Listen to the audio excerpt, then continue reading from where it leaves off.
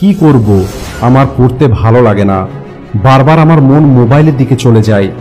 Motivational video দেখার পরে 5 মিনিটের মধ্যে সমস্ত এনার্জি শেষ হয়ে যায়।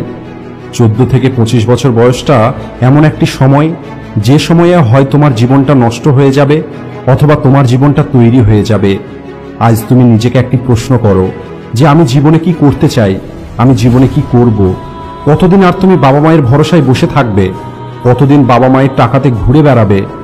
একটা কথা সবসময় মনে রাখবে, রাজা হবার জন্য ভিখারির মতো পরিশ্রম করতে হয়, আর সূর্যের মতো চমকাতে হলে সূর্যের মতো জ্বলতে হয়।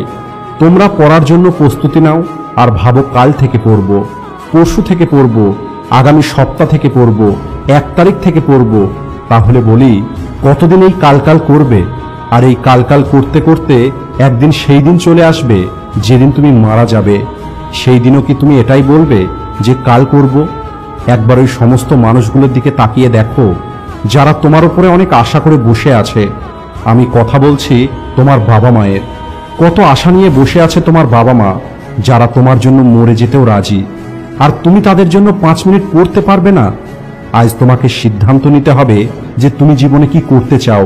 তা না হলে জীবন তো ভেবেই নেবে যে তোমার কি করতে হবে। তোমার মোবাইল থেকে সেই সমস্ত কিছুকে ডিলিট করে দাও যেগুলোর তোমার লক্ষ্যের সঙ্গে কোনো সম্পর্ক নেই। হয়তো তুমি পড়াশোনাতে দুর্বল। অনেকেই বলে আমি পড়তে চাই কিন্তু পড়াশোনাতে আমার মন লাগে না। তাহলে আমি তাদের বলতে চাই, তুমি একটু চেষ্টা তো করো।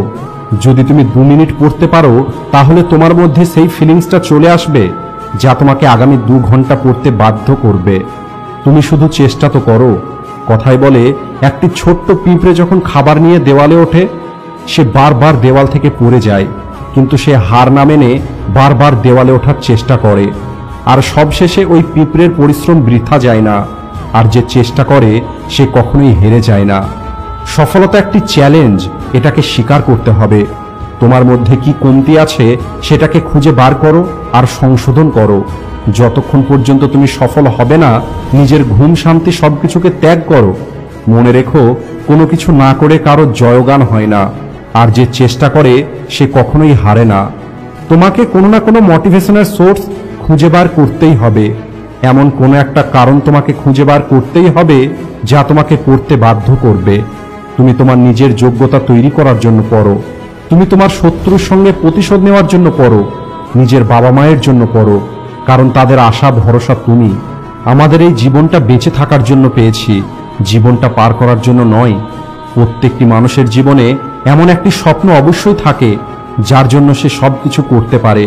আমি জানি না তোমরা কোনো স্বপ্ন দেখো কি দেখো না, কিন্তু আমি এতটুকু জানি, যদি ইউটিউবে হাজারো ভিডিও ছেড়ে তুমি এই ভিডিওটা দেখছো, তাহলে তোমার মধ্যে স্পেশাল কিছু অবশ্যই আছে। তোমার মধ্যে কোনো না কোনো বড় স্বপ্ন অবশ্যই আছে। হয়তো তোমার মিথ্যে মনে হবে, তারপরেও আমার একটা কথাকে একটু মনোযোগ দিয়ে শোনো আর নিজের মনের মধ্যে রেখে দাও। হয়তো তোমার মিথ্যে মনে হবে, তারপরেও তুমি আমার কথাটা সত্যি মনে করো। তাহলে দেখবে তুমি একদিন অনেক বড় মানুষ হয়ে উঠবে। আমি জানি না কে আমার ভিডিওটা দেখছে, কিন্তু আমি এটা জানি যে তুমি তোমার জীবনে অনেক বড় মানুষ হবে। তুমি তোমার জীবনে অনেক বড় কিছু অর্জন করবে। তাই সময় নষ্ট না করে আজ থেকেই পড়া শুরু করো। সবশেষে, ভিডিও ভালো লাগলে লাইক ও শেয়ার করতে ভুলবে না। Thanks for watching.